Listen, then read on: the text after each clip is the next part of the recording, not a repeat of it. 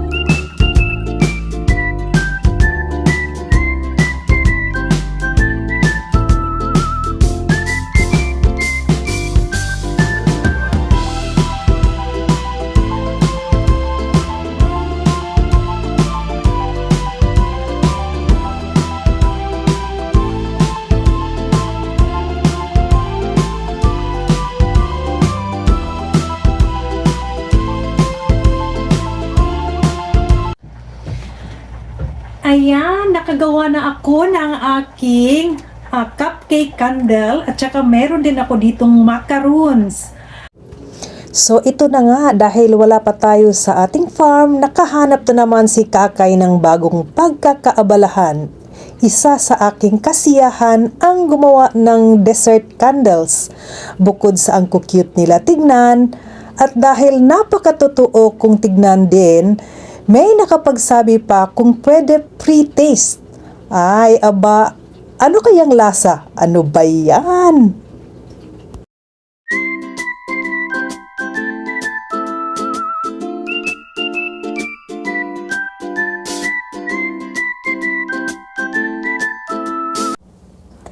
Paano ko ba ito ginawa? O siya, sagutin ko na kayo. Siyempre, inumpisahan sa pagbili ng mga gamit, wax pang candle making, fragrance oil, at candle dye para magkulay ang buhay. Ay, Bili din tayo ng mga molds para sa mga paganda ng ating gagawin. Mas maraming choices, mas masaya. At parang di talaga siya paganda sa bulsa. Hayaan nyo na, gusto ko, di ba? Bahala na si Batman. Pakunti-kunti lang hanggang makarami. Di masyadong pansin sa bulsa. Ha ha ha. King, cupcake. Yan, cupcake candles. So, di ba, napaka-cute. Makalat, pero at least nagawa natin for a first timer na gumawa ko ng ganito. Ito, second time ko nang gumawa ng ganito na design. Yung una kong ginawa, pinamigay ko na nung Christmas. Ito, yung first time ko talaga din gumawa ng cupcake. So, di ba, ang pretty. Oh. So, next time gagawa na naman tayo ng ibang design. Aantay tayo ng iba pang mga, hindi ko nga alam kung anong tawag dito. May term sila nito So, pero assignment ko na lang yan. So, ayan. So, di ba, napaka-pretty nila. So, sa mga gustong umorder dyan, ayan, pwede na. Pwede na kayong pang regalo this Valentine, sa mga special occasions.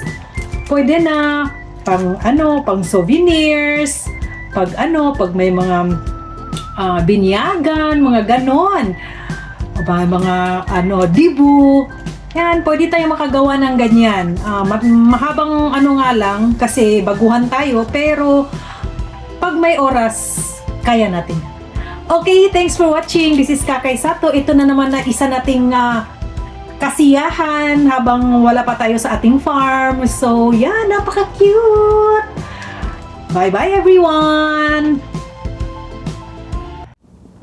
Ito pa, pinakauna kong ginawa. Legit na ice cream talaga kung tignan. So yummy!